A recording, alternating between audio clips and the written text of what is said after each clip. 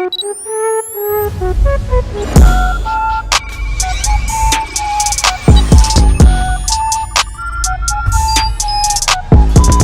what's up, man? It's your boy Star Status Chris back with another video breakdown. I got a lot of good feedback on the last upload I did, and I had a lot of people asking me to do the Big L hit that took place in Harlem. So I wanted to go ahead and give the people what they want, man. So this video, I'm going to go back and take a look at all the events that happened on that unfaithful night. Also, make sure to hit that like button, and also make sure to hit that subscribe button if you're new to the channel. Let's go ahead and get into it. Big L was gunned down February 15, 1999 in his hometown of Harlem. Big L was hit 9 times in the face and in the chest. Gerard Woodley, one of Big L's childhood friends, was arrested 3 months for the hit, but was later released due to lack of evidence linking him to the case. The passing of Big L's death sent shockwaves through Harlem and in the hip-hop community, with thousands of fans being left without answers as to why Big L was targeted and gunned down in such a horrific way in his hometown. To understand this case more closely, we have to look at the person who was actually picked up for this case, and the person who many to believe was responsible for this hit, Gerard Woodley. Gerard Woodley was a childhood friend of Big L and his brother Big Lee.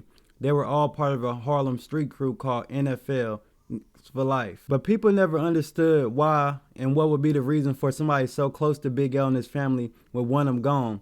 It's been alleged that Big L hit was a mistaken identity, but really 9 shots to the face and chest? I don't know, that sounds a little bit personal to me and a targeted hit.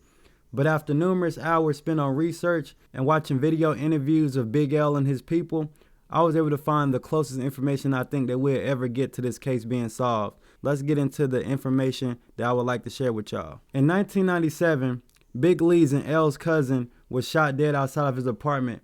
A rumor began circulating in Harlem that Reggie, a friend of Big L and Lee, was responsible for the death of Big L's cousin. Even though this rumor was out in Harlem, Big L and Lee still decided to still hang around Reggie or take part in the setup, depending on who you ask.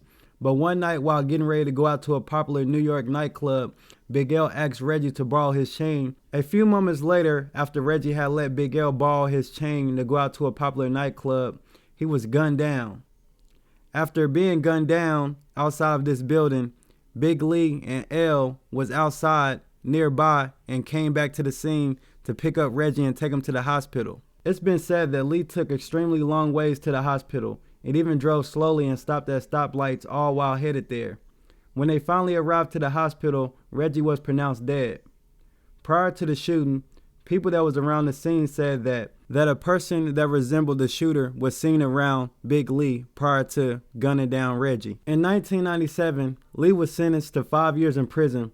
While in prison, it is said that Lee was plotting to have another member of NFL hit, and this man was the one that we would know as Gerard Woodley. People said that Lee wanted G out the picture because he feared for retaliation once he got home, and he didn't want to come home to any beef or problems, so he wanted to go ahead and get Gerard out the way before he actually got out of prison. One day, it's alleged that the hitman and Big L were trailing Gerard until he noticed and gave chase. While giving chase, he noticed and saw Big L's face, which ended up being a terrible mistake on Big L's part. Once Gerard had saw Big L's face and knew he was taking part in the hit that was orchestrated by Lee in prison, Gerard decided to move first and take Big L out first, which leads us to February 15, 1999. So all in all, just a bad story, and it just shows that, you know, sometimes childhood friends can turn into enemies. And Cam'ron has spoke on this like a little bit, but not really a lot, but he did on Killer Season 2. And I want to go ahead and share y'all those lyrics. And this is what he said. But a week before that, though Big L had tried to kill him, what was he to do? Please don't get in your feelings. When the time is right, I'll tell you about these villains. Now everybody dead, so it ain't about swilling. So it's been a thing that's been known in Harlem, but I had people that wanted to know the whole story. So I just decided that I'd just, you know, do the upload and go ahead and provide it for y'all here on this YouTube channel.